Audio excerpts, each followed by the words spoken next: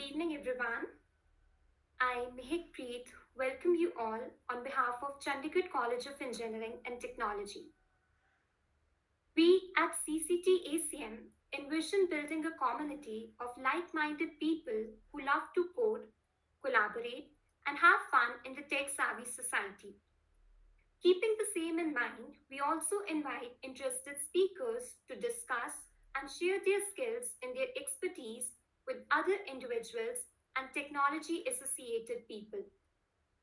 Over the years, CCT ACM student chapter has been growing and involving more tech enthusiasts who share their experience and knowledge of their domain with other budding technocrats. I am honored to be with you all and have this great opportunity to introduce our guest speakers, Ms. Yashika Jotwani and Ms. Khyati Saini. They very kindly consented to be the chief guest of our today's session. We are so grateful to them for accepting our invitation. Our first speaker, Ms. Yashika Jotwani, is a final year computer science student at Gyan Ganga Institute of Technology Sciences. Today, she will be enlightening all of us about GSOC 2023. Without further ado, please join me in welcoming Ms. Yashika Jotwani. Over to you, ma'am. Um, Hello everyone and good evening. I hope you all are doing well. And I'm a final year CSE undergraduate, and we will discuss about all about GSOC and open source in general. So yeah.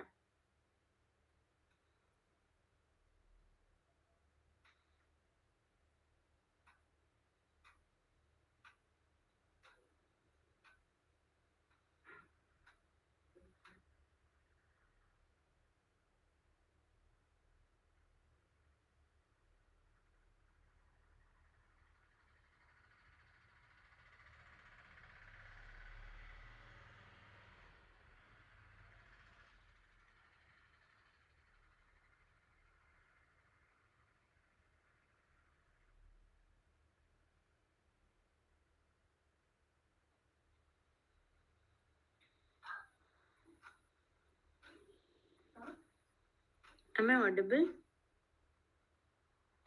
Yes, Yes. ma'am, you're Okay. So GSOC in general, it's a open source program, as you all know, and you heard about it. It's an online program that is focused on bringing new contributors to open source software development.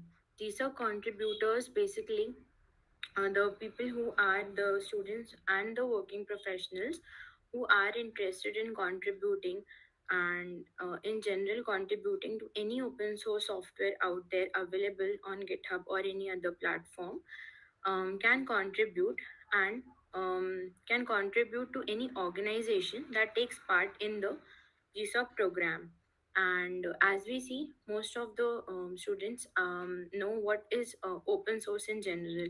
Open source can be called as a practice of contributing or can making in simple making changes to any software that is available open source, and making any type of contribution in terms of documentation, in terms of improving the old features or solving the bugs that are available in the repository.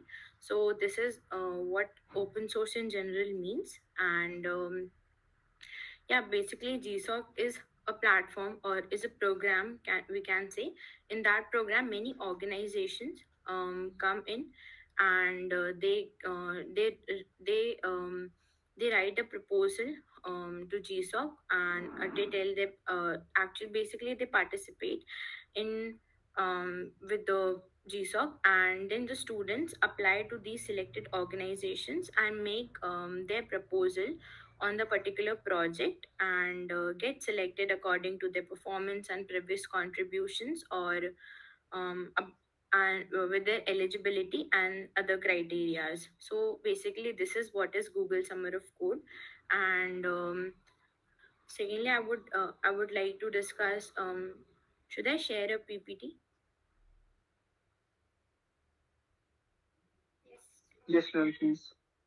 Okay, sure.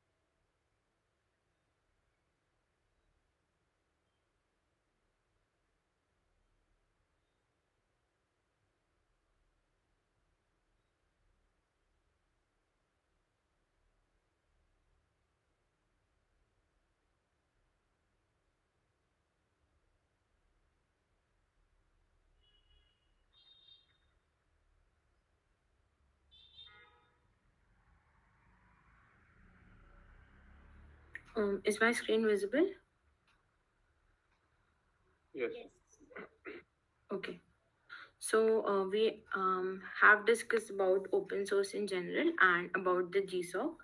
So let's look at the GSOC timeline basically, and also GSOC has released its timeline for 2023, and you can just go on their go just search it on Google like GSOC timeline, and you will get all the dates and a particular respective thing of like when would the organizations would be released, or when would you can apply or write a proposal to a particular organization. So basically GSOC has a timeline on which it follows basically, and because it defines like when would the proposal drafting period would open, and when the students can actually apply to a particular organization and write their proposal. So, the first thing comes up is organization submission opens. Organization submission opens. Basically, it's like the first of all, a particular various number of organizations apply to the GSOC platform and submit their project proposals for which the students would be selected. So the organization submission opens, and then Google of course selects a particular number of organizations based on their projects and various tech stacks, and they get selected. And then about after a 1 month or so, the organization and the projects that have been selected are announced on their platform. Then a student who is eager to apply or interested to draft a proposal for a particular project can look into these selected organizations and their projects. There is another topic of how you should basically select an organization or select a project that we'll discuss later. So, first of all, there are multiple organizations out there on the platform, and you can just search it according to your tech stack or your interests. There is a search box where you can write some things like if you want the list of organizations that actually use Python, so you can write there and you will get a multiple bunch of organizations that are there, and then you can just go into that section and see what projects and they have in their list, and that they want for that they want some students to contribute to. So at that time organization and the projects are announced, and also there are multiple projects for which the organization selects multiple students basically. So the projects are also, it is not like that there is that the five there are five projects and the students, uh, the number of students would be five who will get selected. It depends on the organization only, that how many number of students they want for this year. And if they will get successful contributors, or the students who whose draft proposal are whose draft proposal actually describe about the project well and shows their interest of the shows their interest, so they'll get selected basically. Otherwise the organization um, will select only those people, and not only the amount of the students according to the project number. So basically this is how you can just make a like select a project. And then there is a proposal drafting period. In that uh, basically proposal drafting period is a time period where you have selected a particular project, and you have to write about the project, about your previous contribution to the organization if you have any.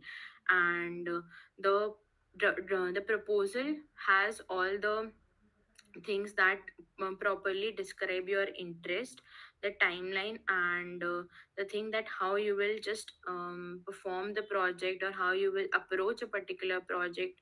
So that in that drafting period you have to make a particular proposal and write all the description and timeline for what amount of time you will work on that particular feature of the project. So it's like that. And then comes the proposal submission period, where you have to submit your proposal. But before submission period you have to get your proposal reviewed, and reviewed by the organization admin or different mentors that are there there in the project, that are mentioned in the project on the GSOC platform. Then comes the contributor announced, where they have the list of students who are selected for a particular project. And after the student has been selected for a particular project, then comes the community bonding and the coding period, where you have to complete your project that you have mentioned in your proposal. And according to that you will discuss with it with the organization admin and the mentors, and how you will approach a particular project. So basically it's like that. And then this is the timeline.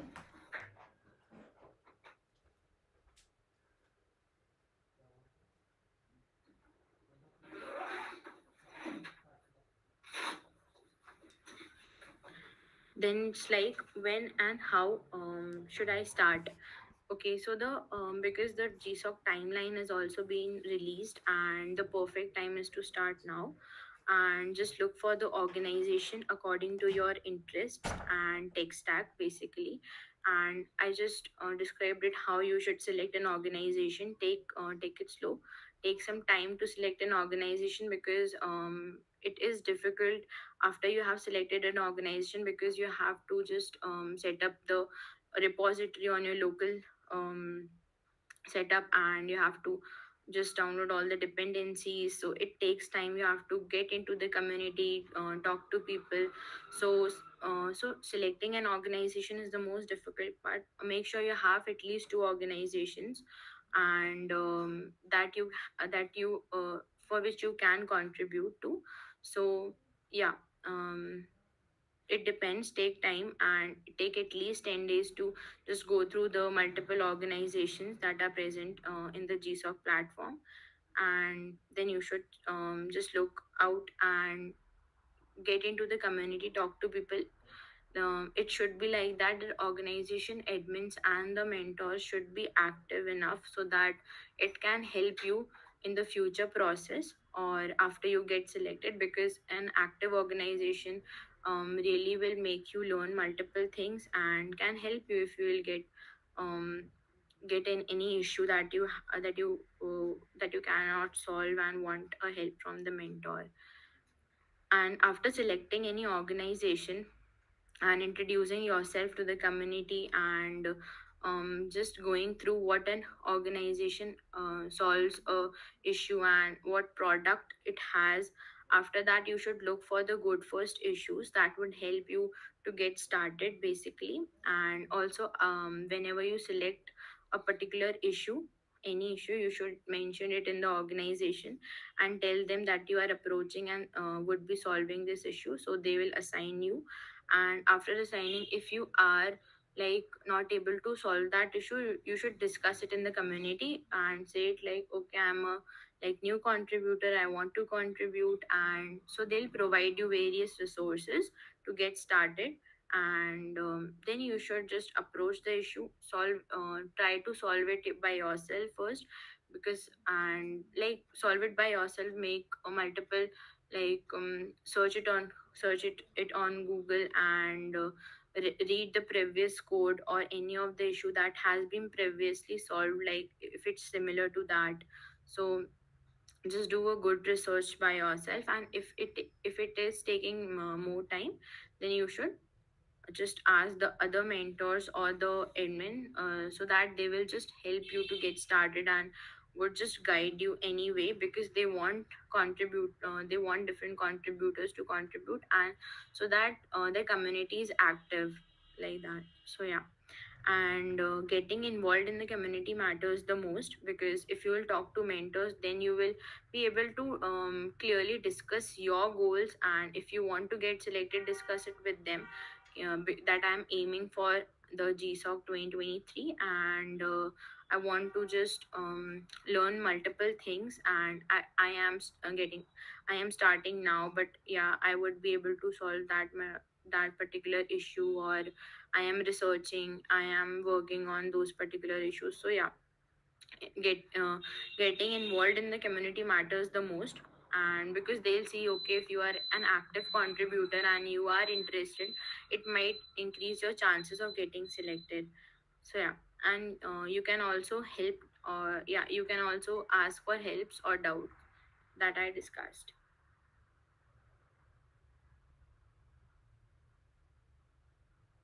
Okay. So contribution, many people say that you should have a lot of PRs that you have completed before the GSOC starts, or before you start making your proposal. It's not like that.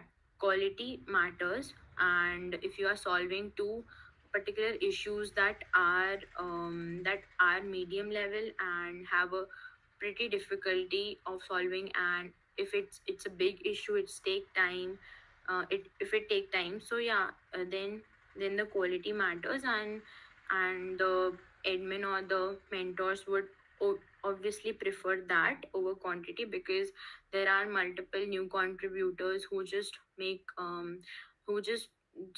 new different type of good first issues and start contributing to that. And so yeah, it does not make sense. You should discuss every issue. If you are opening any issue to the organization, you should always ask for, before opening, that I have found a bug or anything, and if I can open that issue and I can try solving it. do everything um do everything and ask to the organization first in the community basically. So yeah, exponential learning is basically like that. If you are getting started and if you are solving new issues, you should solve a particular amount of good first issues, and then try your hands on some level issues that would help you to learn and explore more things basically. Solving only the good first issues would not help you to grow, or basically extent of your learning abilities. So yeah, you should always, if you're not able to find a medium difficulty level issue after solving good first issues, you should discuss it with the organization admin that, okay, I want something to try on, and which is medium difficulty level, and I have solved some good first issues, so they'll definitely will help you to uh, they will assign you some medium level difficulty issues. So yeah, you can try on that. And yeah, again, involving in the community matters the most, because inactive, if you are solving a lot of issues and you're continuously, because they don't know what you are doing, it's an open source work, and if you have been assigned a particular issue and you are solving, if it's taking time, so just inform them, okay, I've solved this particular issue, or I'm solving, I've researched this amount of things. That would help. Review other PRs. If you are now a contributor who has solved some issues and is in the community for at least a month or so, and if you can help others, definitely help others in the community. That would just help you also as in person of reviewing the PRs, and you will also learn about what other people are contributing to. If you can help, you should help others. And yeah,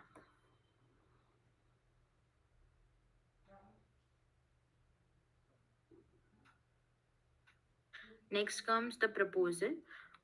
How to write a better proposal so that it can increase your chances of getting selected. Because if you have solved multiple issues, you have been in the organization for a amount of time, and if your proposal is not well defined or not well described, there is a less chance of you getting selected. So basically, it's like that. Give a proposal writing or drafting a lot of time, just because the first you will select a project. If you will select a project, research about that project a lot. You just go through each and every point that is mentioned in the project, research it. If the project says to build a particular feature, a new feature, just go through that feature, or what else other libraries you can use to implement that. Discuss it with the admin, because if you have been for a long time in the organization, the admins would know that you should be assigned that particular project. So discuss it with them that I have selected these amount of project, these amount of uh, this particular project to make a proposal on. So should I go with this, or should I select another project for that? They will just guide you of which project you should select. If they do not guide you, you should be intelligent enough on which project you should draft a proposal on. So yeah, basically. And quality of the proposal matters a lot. It should be descriptive, but it also should contains all the points very well that should be included in the proposal. If also, if you are making a proposal, you should always ask the previous fellows that were selected in the previous years. So they will, if it's possible, they will give you their proposal, or just ask for the admins to give a template proposal if they have, if the organization, because multiple organizations have a particular template that they follow every year. So ask them that, or ask them the basic points that they want a proposal to be there. So yeah, ask for the template if it's possible. Other than that, you can include basic your description, your previous contributions if there are any, your interest, and your availability, the time, or the hours you would be available to contribute. And if there is any timeline, which when you have exams or something, you should also mention that, so it would be clear to them, okay, if students is inactive because of their exams. So yeah, mention that too. And also, like, if there is something that you can implement, so just make if you can implement, and if you can implement before that, you can make a video of something, of describing like how you will video or GIFs of a particular feature, or if there is any code that you can show to the admin or the mentors. So you should prepare a GitHub gists, and also share it with them. That also works.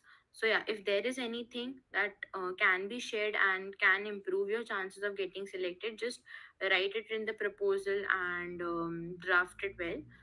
And also review, get your proposal reviewed at least twice before submission. And this helps a lot because this gives the mentors a very clarity of how you are implement how you are going to implement a particular project. So yeah, basically these are the most important points that you should include in the project and include in the proposal and make your proposal well for the submission. Secondly, if I want to discuss the other open source programs that are also there and you can explore them too. The first is MLH Fellowship. I hope most of the people know about it if they are interested in open source and um, development in general. So MLH Fellowship is also a program where multiple students of can apply to, and it has a particular form in which you will include your all your details, all your personal details, and also your interest in applying to the fellowship program, and a code, a project of yourselves, and about that project, the motive of building that project, and all the difficulties you faced about it. That's it. And you will have two interviews after that, and according to your performance in the whole process, you will get selected. Then there is Google Season of Docs. It is mostly similar to the GSOC program. Basically, it's for the documentation, as documentation is as important as the for describing about the project and to the new people or for the clarity purposes. Then it's a GitHub externship program. It is for third and fourth year students, and the same organizations come are there mentioned, and particular students can apply to the to various organizations project, and according to their performance they'll get selected. Then there is LFX mentorship program. It's also like that. There are various organizations, and I guess it's for like 2 or 3 months, and students just uh, it's also something like that. They have a particular dashboard and they have some assignments mentioned. So they would require you to complete those assignments or a proposal. And the most important, I think, is it's the cover letter in this particular program. According to the performance, you will get selected. Then it's outreachy program. This program is basically for the underrepresented group of people. It's similar. You have to you have to fill the form, and the form is the most important thing in this. And if you will get your initial application selected, then they have the further process that you can just look out for that. So basically, this the I have also discussed about the other open source programs.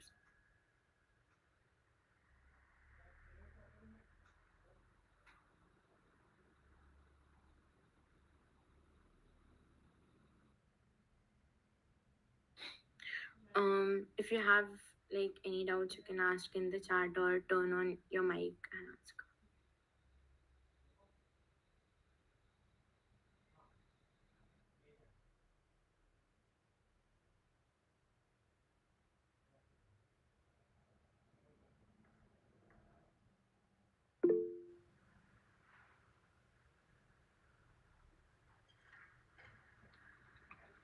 I have a doubt. Yeah. Hello. Yeah, you can just say that. Okay. Uh, will an organization accept my proposal even if I am I haven't contributed to their repositories or the code base? Like if I am a new person to the code base, will they accept my proposal still? If it is valid to a project or something. Okay, like if you haven't contributed to any repository before, but yeah, it should be like that, that you have discussed in the community or something like that, discuss or just introduced yourself and is for the long time looking on the various issues, and just basically you have been like you are into that community, you are following, then there are chances of you like of getting selected, because they know your interest and they know that you have been following them, and you have like you are updating yourself with the all the new features or something that is happening in the community. Then there are chances, basically the admin or the mentors should know you basically before this they'll select you. So if there is if you're not, if you haven't contributed any to any single repository, or haven't made a single PR for any issue, then it is like that, that you should have been introduced and in the community and your interest because if your proposal is like well and you have all the things over there, but but it's like that you're that the mentors or the admin are not aware like who you are, and what is your background basically, because it is first like communication basis, they should know you. Yeah, so that matters, and it does not that much matter that if you have contributed or not. Um, like not for all the repositories. Like if we have our personal repositories or some other contributions, some other open source projects, but not in that specific organization's projects. So still will they accept like or is that then also a hurdle? Like then also I'll have to communicate myself very much to them, like a good communication, something like introducing more of myself, something like that. If it also depends upon the other contributors. If there are other contributors who are in the community for a long time and they have they have been working on different repos or making different PRs, in that case they will prefer those candidates over you. If you it does, then it doesn't matter that you if you have contributed to other organization, or you are into open source for a long time, because they beside they if they are into that community and if they are contributing, then that would prioritize their chance of getting selected and not yours. It's like that. Okay, thank you. Understood. Yeah. Thanks.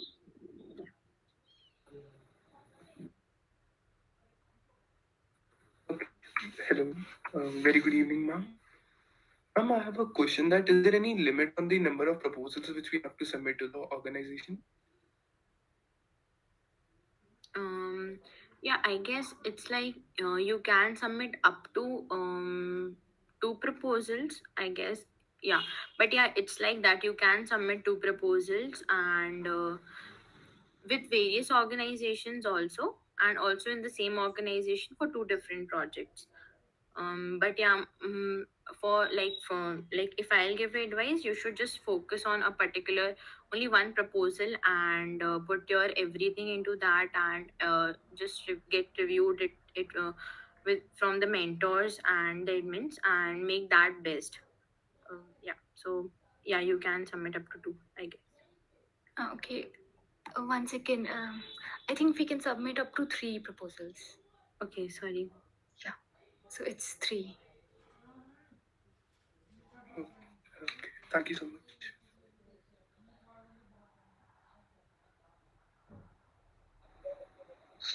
Ma'am, and what is the like generally speaking, what are the number of participants? Like what are the number of proposals that get accepted by a single organization? Like generally, what's the number usually? The number of proposal that get selected into the organization, it depends upon the projects basically. If a organization like let me give you an example. There is an organization Julep. it has three products, a app, a mobile app, a CLI tool, and also a web app. So basically, it is a very large organization, so it has multiple projects. Like it has, I guess, 7 to 8 projects itself. So there are multiple people who are selected. So it depends upon the organization, it depends upon the number of projects. And also, like I gave you an example, if a particular organization has put 5 projects for a particular year, so it's not like that like it would select 5 students. Definitely it would select 5 students for that 5 projects. It can just select 3 students and just skip those 2 projects for the sake of, like, if it does not wants to select that particular number of students. So yeah, the proposal matters, the organization matters, the number of project matters in that case.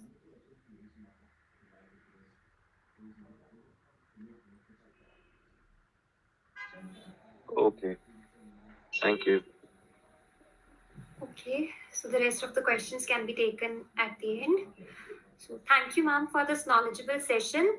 Taking the event forward, I would like to welcome our second speaker, Ms. Kathy Seni. She's a computer science student at National Institute of Technology, Hamirpur. Over to you, ma'am.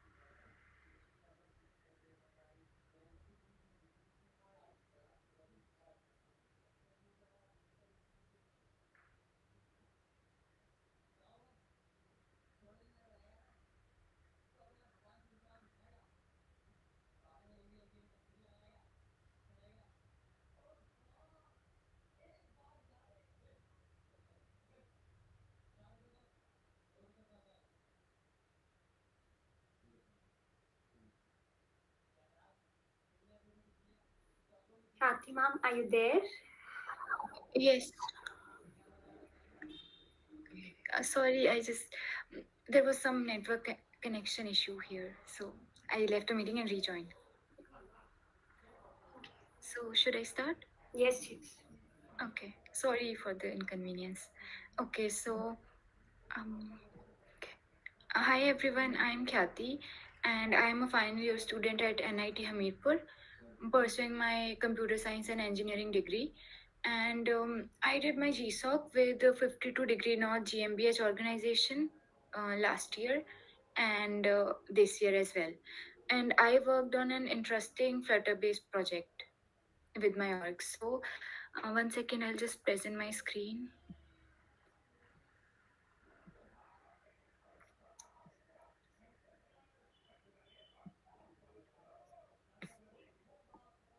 So, is my screen visible? Yes. Okay.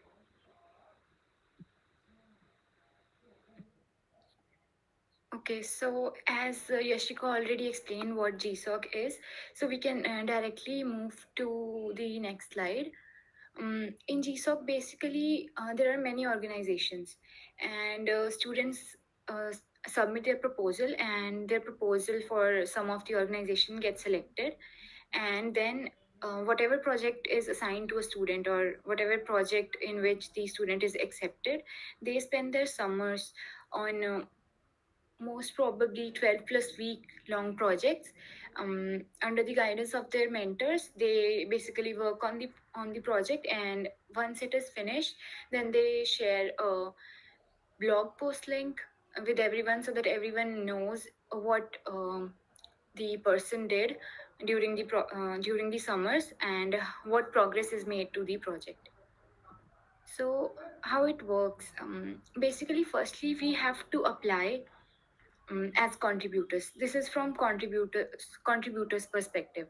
So once the organizations are announced, like the accepted organizations for the GSOC 2023 are announced, so they will most probably be announced in late March. I think it was 20th March. So after that, these students can start applying.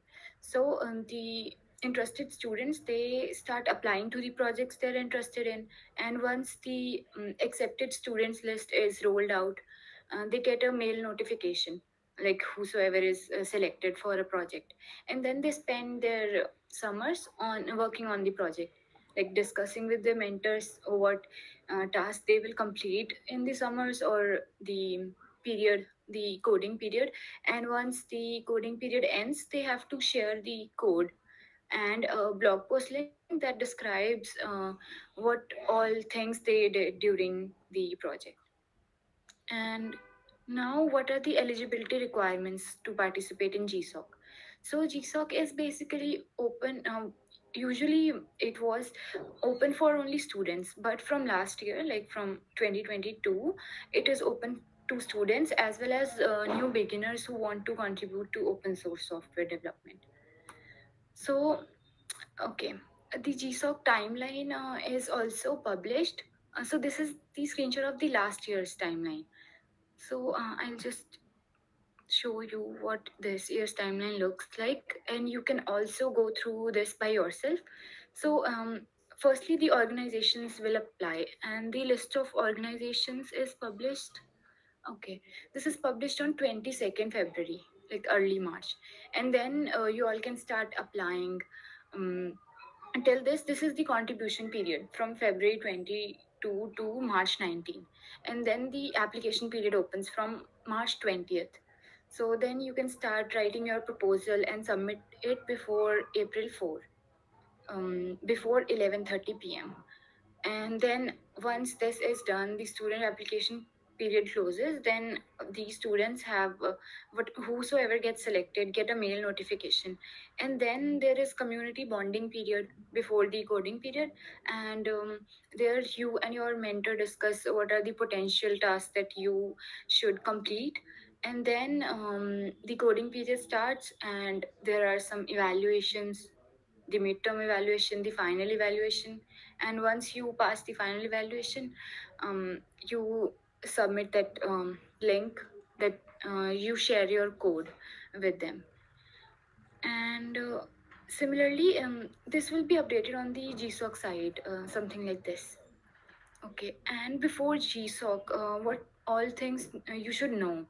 I think the most important thing is open source, and you should know about Git and GitHub, and any programming language, and or some development skills.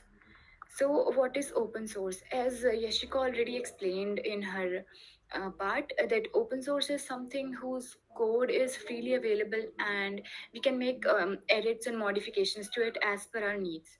So, there is something called proprietary software. So, that is whose source code is not available. So, open source does not actually means something that is free. Open source is also charges some like low charges on their code, but open source is something whose source code is available and we can make modifications, edits to it. So once and you should know what open source is before like contributing to GSOC, because that is an open source program. And so what is Git and GitHub? Now we should understand what is Git, because this is the most important thing that you will be needing, because you people are not at the same place, you and your org and the org admins or the mentors. So there should be some way that you can share your code with them, and they share their code with you, So Git basically is a version control system. And in a simpler way, I can explain version control system as like you have an assignment A, that is the version A, and then you make some modifications to it, and that becomes version B. Now you want to come back to your initial assignment that you had with yourself. So version control system is we get a chance to switch between different versions like version A and version B of the assignment. So Git is basically um, a distributed version control system that provides us the facility to switch between different versions and keep track of the different versions of our code. So, okay. So now coming to GitHub. So GitHub is basically an online platform or a service that helps us host GitHub repositories, like Git repositories. And there are many organizations that not only use GitHub, they also use GitLab or something like these softwares, like something similar. So you just need to know Git commands, and you can also know watch this video and go to gitlab.com link to learn more about GitLab. And to know more about GitHub, you can watch their official video on their channel. And you can also visit their site github.com. Okay, so how to get started? Like how should you get started with selecting your project organization? So it's really simple. Firstly, you should, if you do not know already what Git and GitHub is, then you should probably learn it. Like what is GitHub and what is Git, and then you should choose an organization and a project you want to work on. And after this, you should start contributing on the project that you selected. And once all this is done, you should start working on your proposal once the organizations are announced and you know to which organization you want to submit your proposal. And then you have to work on their tentative schedule, that how you will complete the tasks that are pertaining to that particular project you want to work on. And then I would suggest that this is the most important thing. You should not stop contributing once the student application period is over. You should keep on contributing because that shows the org that you are actually determined and passionate about working in the org. You are not there just for a GSOC. And I think that's the most important thing that they like. They want to see that people are actually there for contributing, not for because just they want to be a GSOC contributor. Okay, so the important Git commands that you should know and the terms that you should know, they are like what is a repository or repo. So this is simply any folder that has version control system in it. We call that a repo. So basically, we can call any folder, any project folder a repository if we have Git initialized in it. That means it is version controllable. Like we can switch from second version to first version, second version to fifth version. So all these things we can do using Git. And next, we should know what is clone and fork. Okay, I am assuming that everyone is new here, and that's why I'm just explaining this. If you want to me to skip all these, you can just ask me to do this. So, what is cloning and forking?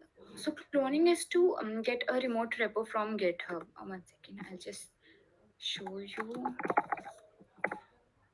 Okay, so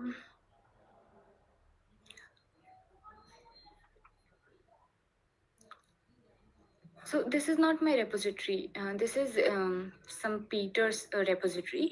So forking is creating a copy of someone else's repo on your account. So this is my account, and I am creating a copy. So this is called forking. And when I download this code to my local system, like to my laptop, so that is called cloning. That is to clone a repo, that you cloned a repo from GitHub, from a remote repository. And okay, after that, what we need to do for committing, pushing all these commands. So firstly, we need to add the changes that we made in some files to the staging area. Staging area is the area that is monitored by Git, that tracks, in which the changes are being tracked. Like these all files were changed, these all lines of code was changed, was added, was deleted. So we use git add file name command to add a particular file to the staging area where the changes will be tracked. Otherwise, they won't be tracked and they won't be in the version control system anyhow. And to add all the files, we can use git add dot or minus a command. And then what we need to do after adding the changes to staging area, like we have tracked files, so we should have saved them so that we can have a save point or something like that. So we can do that using commit command, git commit minus m and the commit message. That should be a meaningful message. And always write commit messages in present tense. The past tense messages are not a good way of writing your commit messages. It should be meaningful, concise, and in present tense. And once you have added the files, committed them, and the last thing that you need to do so that the organization or some other people are also able to see what changes you made, you have to push the code. So you have to write, you have to use this command git push remote name and branch name. And you can learn more about the git commands through Atlassian tutorials. They're really nice and they've explained everything quite um, in an understandable way. So you can refer Atlassian git tutorials if you want to learn about git commands. And then comes, see, there are many organizations, like 800 plus organizations. So for beginners and for newcomers, it is very difficult, like what organization should they choose. So this task is very simple and important. So what should we do? We should choose the organization. So some code repeat. Okay, we can choose the organization, like we, oh, 1 second. I'll show you from the 2022 program.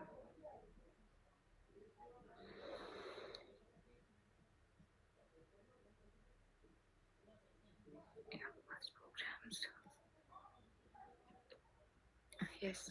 So there is some search filters. So if you are a React person, so you can just search for all the organization that use React, and then you can go through their site page on the GSOC website, and then you can view their ideas list. This is previous year's idea list, but if you want to get engaged in an organization and start contributing, then you should start working or contributing to some of the projects from the organization.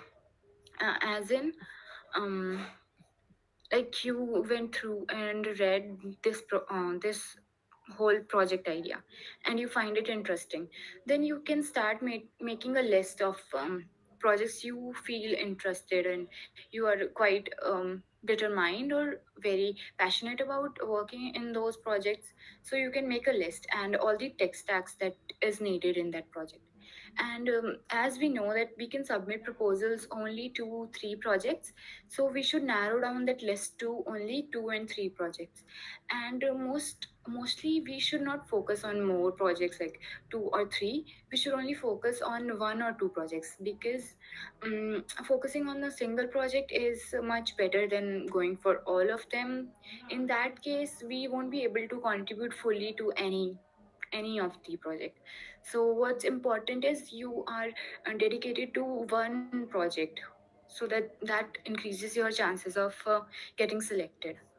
So once all this thing is done, we can start just eliminating the extra projects that we listed out, and then narrow down our list to only 2 or 3 projects and basically dedicate ourselves to only a single project so that we can keep contributing.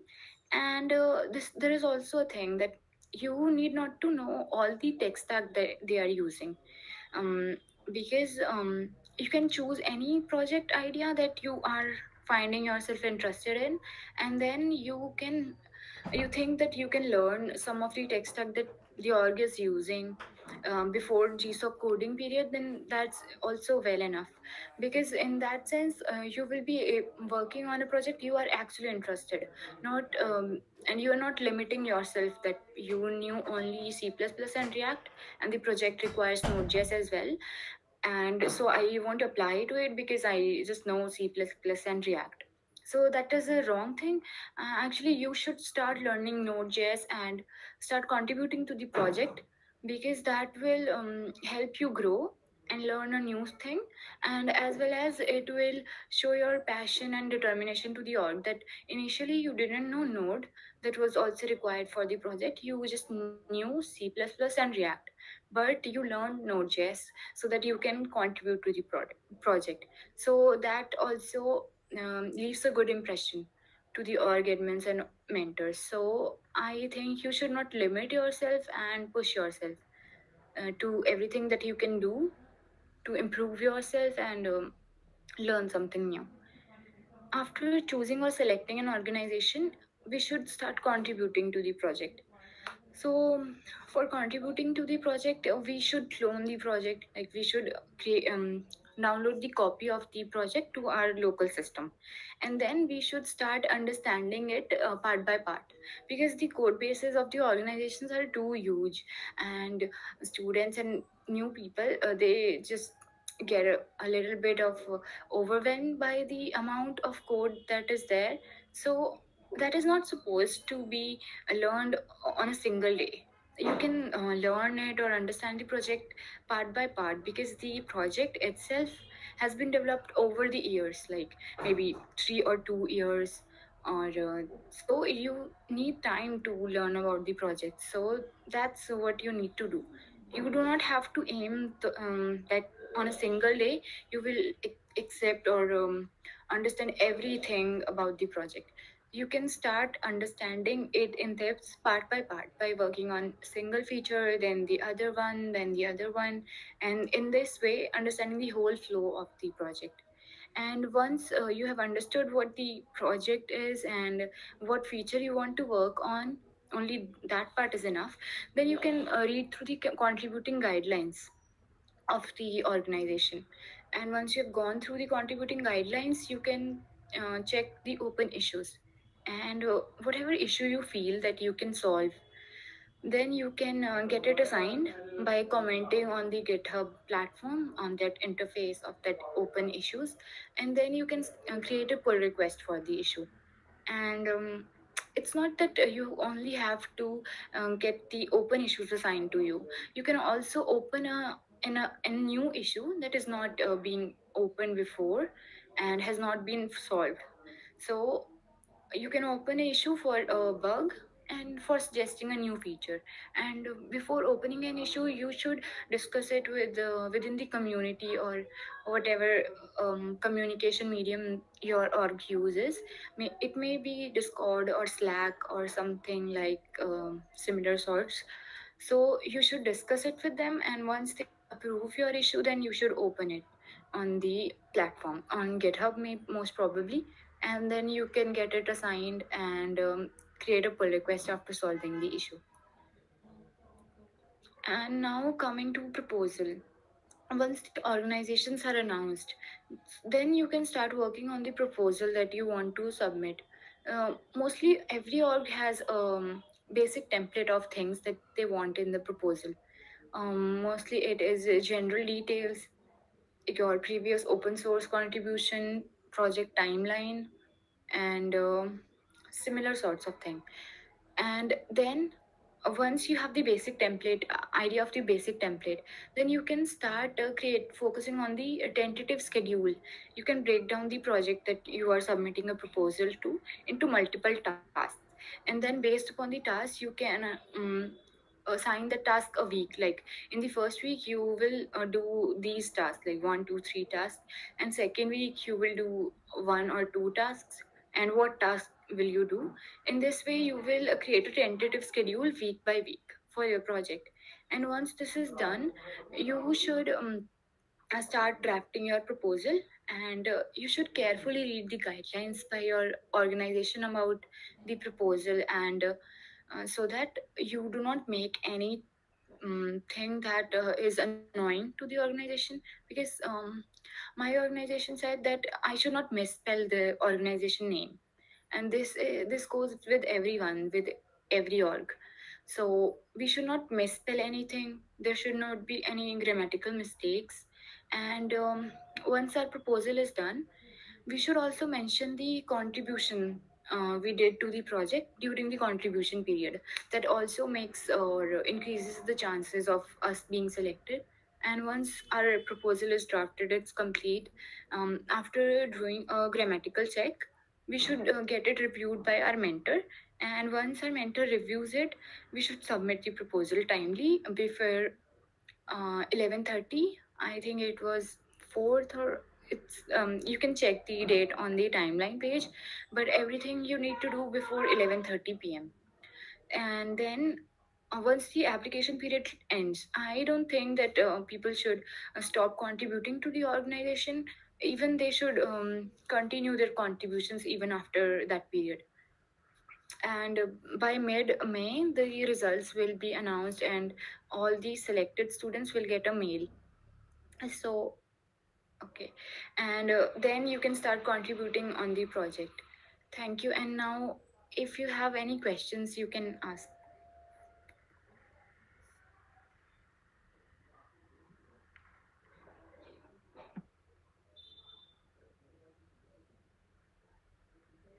Okay. Any questions, anyone?